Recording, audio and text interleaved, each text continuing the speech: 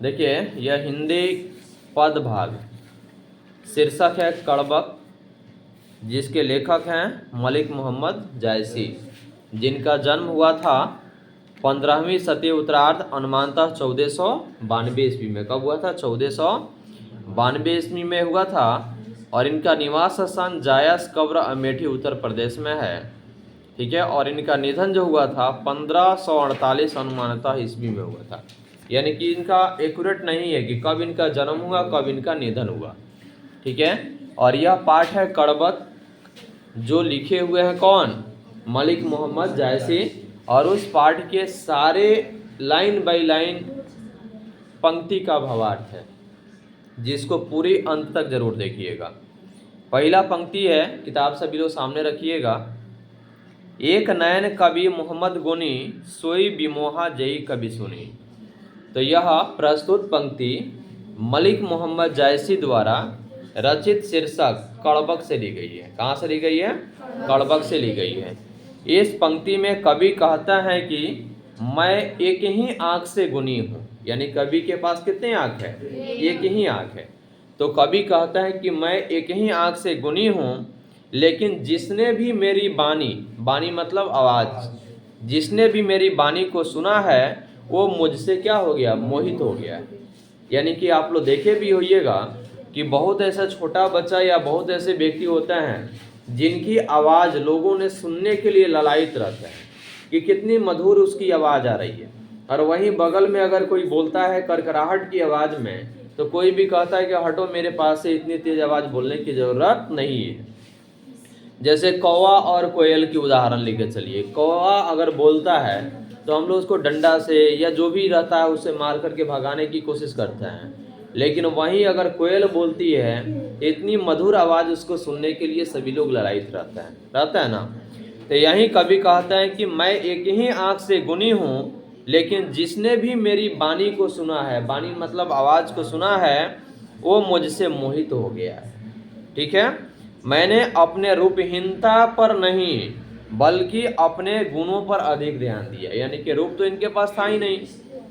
यानी कि अगर रूप पर ध्यान देते तो शायद इनकी एक आंख रहते हुए कोई इनको पूछता नहीं, कोई पूछता, लेकिन ये गुणगान थे, गुणवान थे, गुण के कारण ही इनकी पूजा होती है कि नहीं है? अगला लाइन है आपका, चांद जैस जग विधि अवतारा, दिनह कलंक किन्हीं उजियारा। तो प्रस्तुत पंक्ति मलिक मोहम्मद जायसी द्वारा रचित शीर्षक से ली गई है।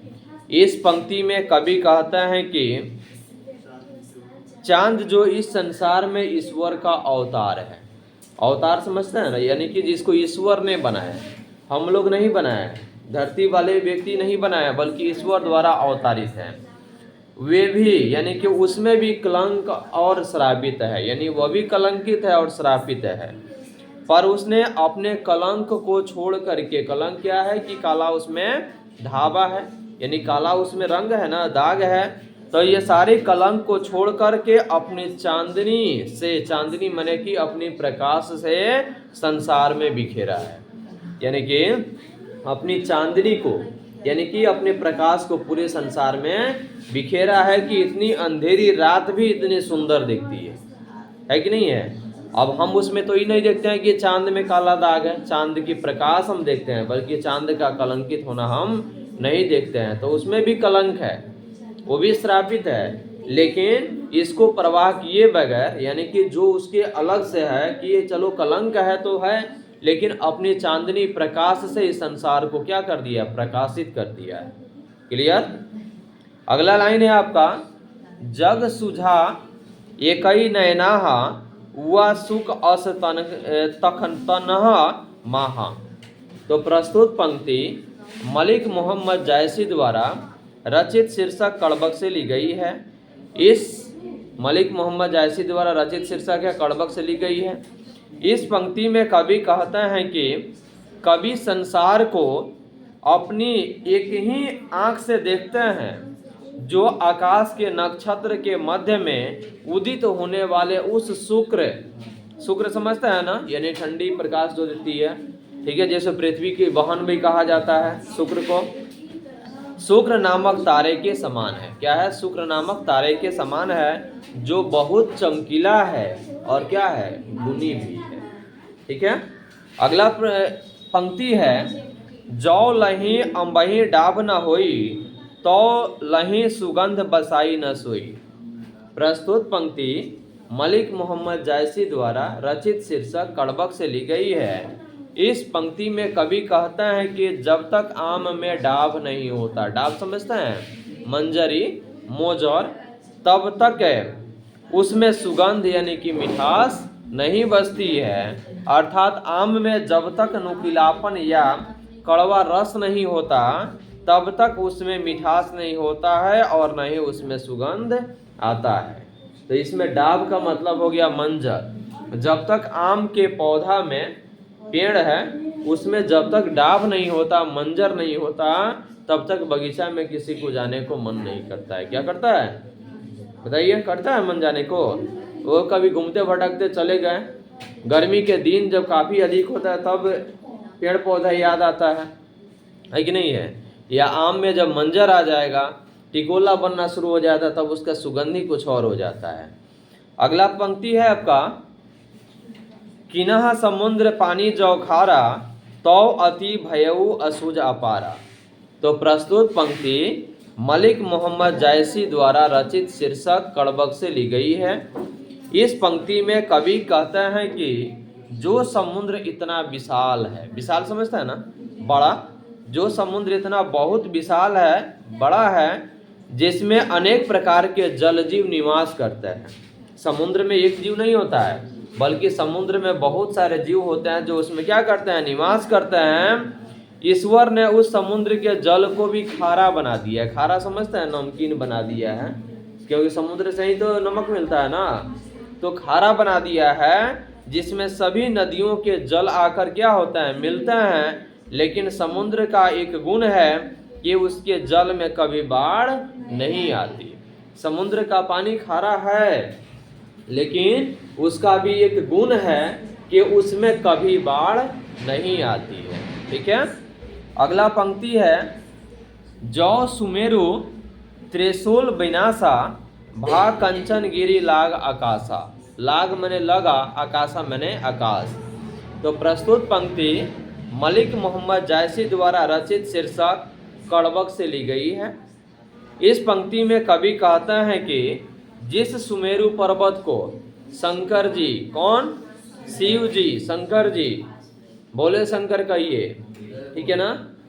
ये जिस सुमेरु पर्वत को इन्होंने त्रिशूल से नष्ट किया। त्रिशूल समझते हैं ना? जिसमें 3 कांटा जैसे रहता है। शंकर जी का अपना हथियार वही है, त्रिशूल, जिसमें डमरू को लपेटे रहते हैं अपनी, है कि नहीं है? तो शिव ने या शंकर ने अपने त्रिशूल से नष्ट किया है। वह कंचनगिरी पर्वत यानी सोने की पर्वत बनकर के आकाश को छूने लगा। कोई दिक्कत इसमें?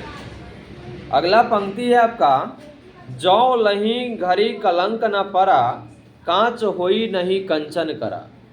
प्रस्तुत पंक्ति मलिक मोहम्मद जायसी द्वारा रचित शीर्षक कड़बक से ली गई है। इस पंक्ति में कवि कहता है कि जब तक घड़िया मैला नहीं होता या कोयला जलता नहीं है, तब तक सोने को आग के ऊपर तपाया नहीं जाता। तपाया समझते हैं? गर्म नहीं किया जा सकता है। कोयला जलेगा तबे ना उसमें तपेगा। कोयला काला होता है, सोना इतना सुंदर होता है, फिर भी बेचारे अपनी ताप से, गर्मी से उसको क्या करता है? पिघला देता है, गला देता है। जब तक कच्ची धातु सोना नहीं होती और ना ही कड़ा होती है, जब तक आग में तपाया नहीं जाएगा, तब तक वह ना कड़ा हो सकता है और ना ही कोमल हो सकता है। कोई दिक्कत?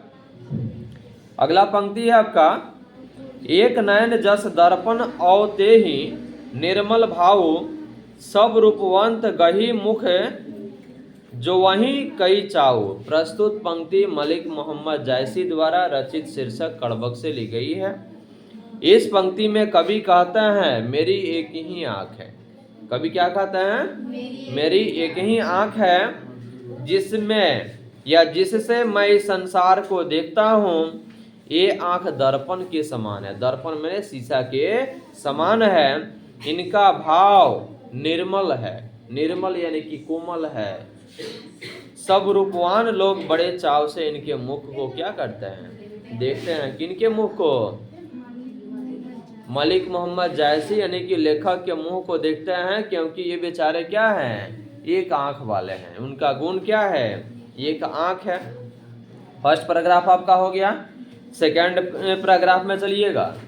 मोहम्मद यही कभी जोरी सुनावा, सुना जो प्रेम गिर पा पावा, गिरगा पावा। प्रस्तुत पंक्ति मलिक मोहम्मद जायसी द्वारा रचित शीर्षक कड़बक से ली गई है।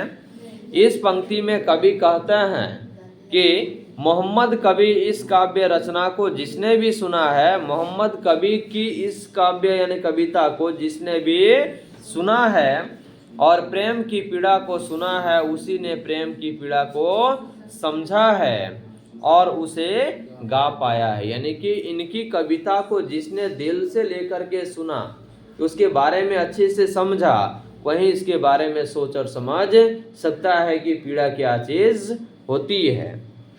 ठीक है। अगला पंक्ति आपका, जोरी लाई रकत के लेई। जोरी लाई रकत मैंने खून होता है, लेई मैंने क्या होता है, गाढ़ होता है। गाढ़ा, गड्ढा, खोदने वाला गड्ढा नहीं, गाढ़ मैंने होता है। यानी कि पानी और पानी को थोड़ा सा और कुछ डालेंगे तो थोड़ा सा कैसा टाइट जैसे हो जाता है ना, यानी कि पूरी शरबत की तरह नहीं, बल्कि उसको जैसे पाक बना दिया था तो मोटा हो जाता है ना, वैसा ही। तो जोरी लाई लकत कह रही, गाढ़ी प्रीति नैन जल भई। प्रस्तुत पंक्ति मलिक मोहम्मद जायसी द्वारा रचित शीर्षक कड़बक से ली गई है। इस पंक्ति में कवि कहते हैं कि ये प्रेम को रक्त की लेही में यानी कि गोंद में लगाकर जोड़ा गया है। प्रेम को रक्त मतलब खून की लेही में लगा करके जोड़ा गया है। इसकी गहरी प्रीति, प्रीति मैंने प्रेम होता है, इसकी गहरी मैंने होता है काफी गहराई में, यानी कि काफी उसको अंदरूनी ले लेना। यानी कि ना होता है कि कोई लोग कहता नहीं कि चलो ये इस बात को अपने दिल पर ले लिया है या अपने दिमाग पर ले लिया है, यानी कि वो जोर शोर से उसी की बात को सुनना शुरू कर देता है। ठीक है। तो प्रेम को इसकी गहरी प्रीति को, प्रीति मैंने प्रेम को आंखों के आंसुओं से क्या कर दिया है, भिगोया है। क्योंकि गहरी उसको पीड़ा हुई है, और गहरी जब पीड़ा हुई है तो उस पीड़ा के कारण उस दर्द को अपने आंसुओं के माध्यम से बयां कर रहा है। ठीक है। अर्थात प्रेम को पाना आसान नहीं होता है, इसमें पीड़ा भी होती है और आंसू भी होते हैं। चाहे वह किसी के साथ प्रेम हो, माँ के साथ हो, पापा के साथ हो, भाई के साथ हो, बहन के साथ हो, यानी प्रेम प्रेम होता है। अगर किसी के साथ अगर हो गया तो इसमें पीड़ा भी होती है और आंसू भी होते हैं। अगला पंक्ति है आपका, औ मन जानी कवित अस्किनः, मकु या रहे जगत मह चिन्ह। प्रस्तुत पंक्ति मलिक मोहम्मद जायसी द्वारा रचित शीर्षक कड़बक से ली गई है। इस पंक्ति में कवि कहते हैं, मन में यह जानकर इस कविता की रचना की गई है। यानी कि मन में जान करके यह इस कविता की रचना की गई है कि मरने के बाद भी संसार में, संसार में कि इस दुनिया में, इस जगत में मेरी यही निशानी बची रह जाएगी। आप देखे भी होइएगा, इंसान तो आता है, जन्म जिसका होता है उसके लिए मृत्यु भी निश्चित है। जो आया है वो जाएगा, लेकिन उनके द्वारा किए गए कीर्ति, जो किया गया काम है, वही उनके लिए अमर होता है। जैसे महात्मा गांधी आज से कई साल पहले मर चुके, मर गए ना, लेकिन आज भी हम उनको याद क्यों करते हैं? क्योंकि वे बेचारे मर तो गए लेकिन उनकी कीर्ति आज़ाद है, जो किए हैं वह आज़ाद है, वह कभी मरने वाला नहीं है। कोई दिक्कत? अगला है, कहाँ सो रतन से ही अस राजा, कहाँ सुआ असी बुद्धि उपराजा। प्रस्तुत पंक्ति मलिक मोहम्मद जायसी द्वारा रचित शीर्षक कड़बक से ली गई है। इस कवि पंक्ति में कवि कहते हैं कि अब कहाँ है वह रत्नसेन। रत्नसेन समझते हैं?